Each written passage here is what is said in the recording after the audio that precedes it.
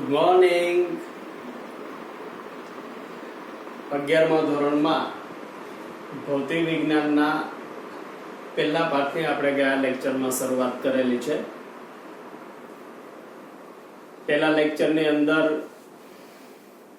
11મા ધોરણનો જે પહેલો પાઠ છે ભૌતિક જગત, એ ભૌતિક જગત વિશેની પ્રાથમિક માહિતી છે તે આપણે આ પાઠની અંદર લઈએ છીએ. ભૌતિક જગત એટલે વિશાળ ક્ષેત્ર છે. પહેલા લેક્ચરની અંદર પણ આપણે જોયું, 0 થી લઈને અનંત સુધી ભૌતિક જગત વિસ્તરેલું છે. સમગ્ર બ્રહ્માંડ છે તેનો સમાવેશ ભૌતિક જગતની અંદર થયેલો છે. ભૌતિક વિજ્ઞાનમાં શું ન આવે આ એક પ્રશ્ન છે. ભૌતિક વિજ્ઞાનની અંદર દરેક બાબતનો સમાવેશ થયેલો છે, દરેક ક્ષેત્રનો સમાવેશ થયેલો છે. પહેલા લેક્ચરની અંદર આપણે આવી ઘણી બધી વાતો કરેલી છે કે ભૌતિક વિજ્ઞાનની અંદર કઈ કઈ બાબતનો સમાવેશ થયેલો હોય. છેલ્લે આપણે જોયું કે ભૌતિક વિજ્ઞાનમાં મુખ્યત્વે 2 પ્રભાવ ક્ષેત્ર છે, સ્થૂળ પ્રભાવ ક્ષેત્ર અને સૂક્ષ્મ પ્રભાવ ક્ષેત્ર. સ્થૂળ પ્રભાવ ક્ષેત્રની અંદર કઈ કઈ બાબતોનો સમાવેશ થાય છે તે આપણે પહેલા લેક્ચરમાં જોયું છે. ત્યાર પછી આજે આપણે આગળ વધીએ તો ભૌતિક વિજ્ઞાનના કાર્યક્ષેત્રને આપણે વાત કરીએ. આપણો જે મુદ્દો છે ભૌતિક વિજ્ઞાનનું કાર્યક્ષેત્ર, એટલે કે ભૌતિક વિજ્ઞાન ક્યાંથી ક્યાં સુધી વિસ્તરેલું છે, કઈ કઈ જગ્યાએ તે કામ કરે છે. તો આપણે એવું કેવું હોય તો કહી શકીએ, અગાઉ પણ વાત કરેલી છે કે ભૌતિક વિજ્ઞાન એ જ્યાં કઈ છે જ નહીં ત્યાંથી લઈને અનંત સુધી વિસ્તરેલું છે. પછી એ સૂક્ષ્મમાં સૂક્ષ્મ બાબત હોય કે ખૂબ મોટામાં મોટી ઘટના હોય, ભૌતિક વિજ્ઞાન એ કઈ નથી ત્યાંથી લઈને બધું જ છે ત્યાં સુધી વિસ્તરેલું છે. આ દરેક આ બંને વચ્ચે જેટલી પણ બાબતો છે એ દરેક જગ્યાએ ભૌતિક વિજ્ઞાનની હાજરી છે. સમજવા માટે આપણે કેવું હોય તેવું કહી શકીએ, ભૌતિક વિજ્ઞાન આમ તો દરેક ક્ષેત્રમાં વિસ્તરેલું છે, પણ એકાદ બાબતથી આપણે એને સમજવાનો પ્રયત્ન કરીએ કે ભૌતિક વિજ્ઞાનનો વિસ્તાર કેટલો. તો આપણે લંબાઈ, સમય અને દળના સંદર્ભમાં ભૌતિક વિજ્ઞાનના વિસ્તારને સમજવાનો પ્રયત્ન કરીએ તો એવું કહી શકાય કે ભૌતિક વિજ્ઞાનની અંદર સૂક્ષ્મમાં સૂક્ષ્મ લંબાઈ સુધીનો પણ વિચાર કરવામાં આવે છે. સૂક્ષ્મમાં સૂક્ષ્મ લંબાઈ એટલે કેટલી? તો કે ઇલેક્ટ્રોન સાથે સંકળાયેલી, પ્રોટોન સાથે સંકળાયેલી, ન્યુટ્રોન સાથે સંકળાયેલી જે લંબાઈઓ છે ત્યાંથી લઈને હવે પ્રોટોન, ઇલેક્ટ્રોન, ન્યુટ્રોન સાથે સંકળાયેલી લંબાઈ કેટલી? તો કે નાનામાં નાની લંબાઈ લગભગ 10⁻14 મીટરના ક્રમની કે તેથી પણ નાની, 10⁻14 એટલે આપણે એવું કહી શકીએ કે જેને આપણે જોઈ જ નથી શકતા. ઇલેક્ટ્રોન માઇક્રોસ્કોપ વડે પણ જેને જોવું દુર્લભ છે, આટલી સૂક્ષ્મ લંબાઈની વાત છે. આટલી સૂક્ષ્મ લંબાઈનું માપન પણ ભૌતિક વિજ્ઞાન કરી શકે. અહીંથી ભૌતિક વિજ્ઞાનની શરૂઆત થાય છે. આટલા સૂક્ષ્મ વિસ્તારથી ભૌતિક વિજ્ઞાન કાર્ય કરે છે. અને ક્યાં સુધી? આટલી નાનામાં નાની લંબાઈથી લઈને મોટા મોટી લંબાઈ એટલે કેટલી? કે આકાશ ગંગાની જે લંબાઈ છે, આકાશ ગંગાની લંબાઈ અથવા વિશ્વમાં બનતી જે ખગોળીય ઘટનાઓ છે તેની સાથે સંકળાયેલી જે લંબાઈ છે એ 10⁻26 મીટરના ક્રમની છે. 10⁻26 મીટર એટલે આપણા માટે તો અનંત લંબાઈ છે. એટલે ભૌતિક વિજ્ઞાન આટલી મોટી લંબાઈનું પણ માપન કરી શકે ત્યાં સુધી વિસ્તરેલું છે ભૌતિક વિજ્ઞાન. એટલે લંબાઈના માપનો જો આપણે વિસ્તાર લેવો હોય તો એ વિસ્તાર કેટલો? લંબાઈનો વિસ્તાર કેટલો? તો કે 10⁻14 મીટર થી લઈને 10⁻26 મીટર સુધી આ લંબાઈનો વિસ્તાર છે. ભૌતિક વિજ્ઞાન આટલા સૂક્ષ્મ માપથી લઈને આટલા મોટા માપ સુધી વિસ્તરેલું છે. લંબાઈના માપક્રમનો જો આપણે વિસ્તાર જાણવો હોય કે કેટલા વિસ્તાર સુધી આ લંબાઈનું માપન થઈ શકે તો આપણે આનો ગુણોત્તર લેવો પડે. મોટામાં મોટી લંબાઈ છેદમાં નાનામાં નાની લંબાઈ એટલે 10⁻26 છેદમાં 10⁻14 તો આ ગુણોત્તર મળે 10⁻40 ના ક્રમમાં. અકલ્પનીય થઈ જાય, અકલ્પનીય. આપણે કલ્પના પણ ન કરી શકીએ કે આટલો મોટો વિસ્તાર. ભૌતિક વિજ્ઞાન આટલા મોટા વિસ્તારમાં કાર્યરત છે. આના ઉપરથી એનું કાર્યક્ષેત્ર આપણને ખબર પડશે. તેવી જ રીતે સમયને ધ્યાનમાં લઈએ, સમયનો માપક્રમ છે ધ્યાનમાં લઈએ તો લંબાઈનો જે વિસ્તાર છે એને જો પ્રકાશના વેગથી ભાગવામાં આવે તો આપણને સમયનો વિસ્તાર મળશે. વેગ બરાબર લંબાઈ છેદમાં સમય, અને તેથી સમયને સૂત્રનો કરતા બનાવીએ તો સમય બરાબર આપણે આવું લખી શકીએ, લંબાઈ છેદમાં વેગ. તો લંબાઈનો જે વિસ્તાર છે તેને પ્રકાશના વેગથી જો ભાગવામાં આવે, પ્રકાશનો વેગ 3 ગુણાકારમાં 10⁸ મીટર પર સેકન્ડ.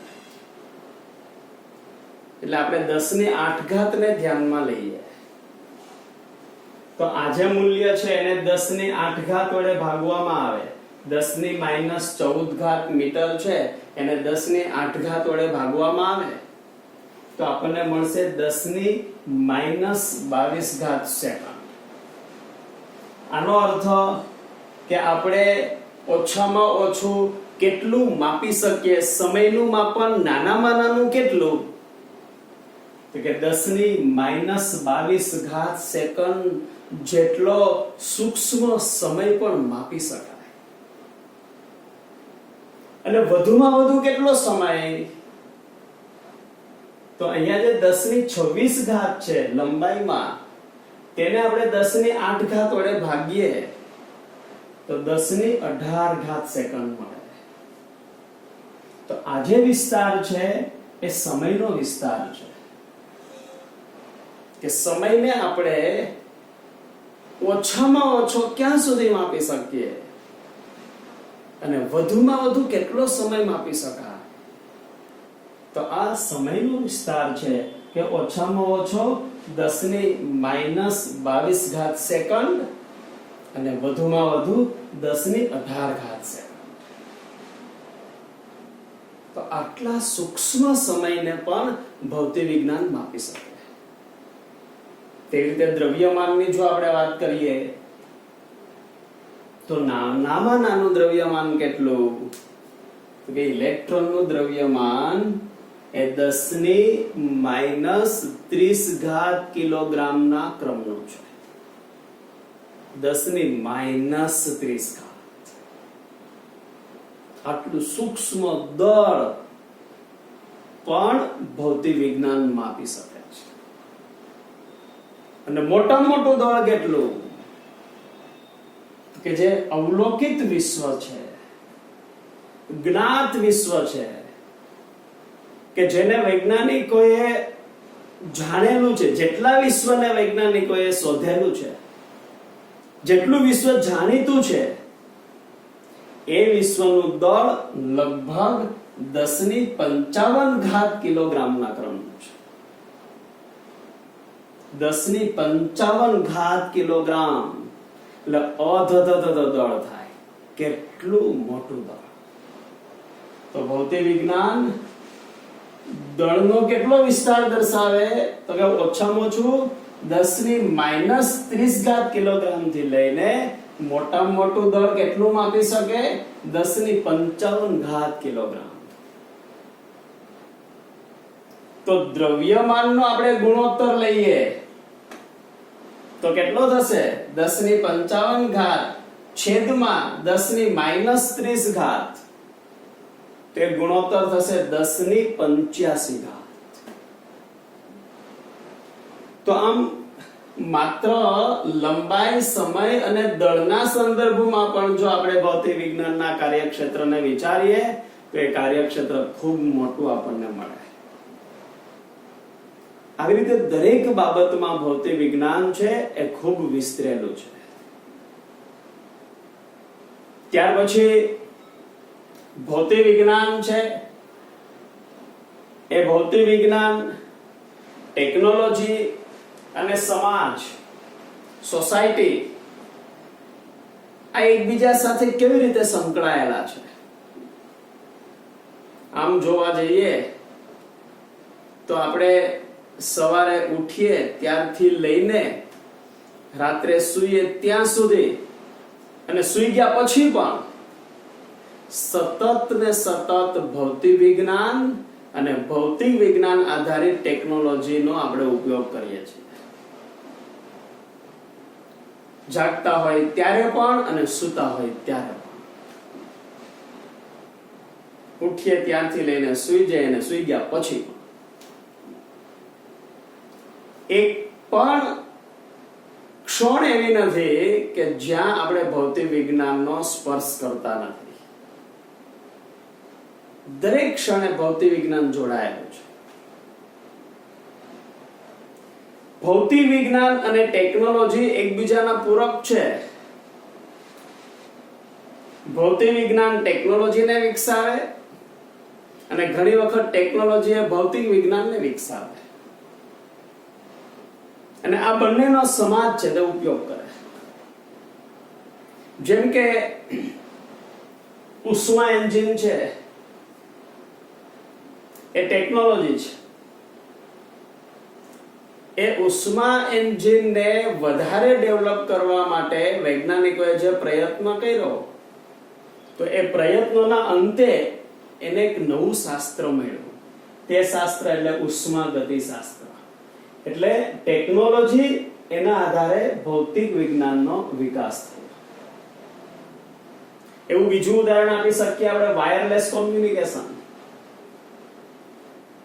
વાયરલેસ કોમ્યુનિકેશનનો ઉપયોગ આપણે જાણીએ છીએ. સૌથી બહોળા પ્રમાણમાં અત્યારે વપરાય છે.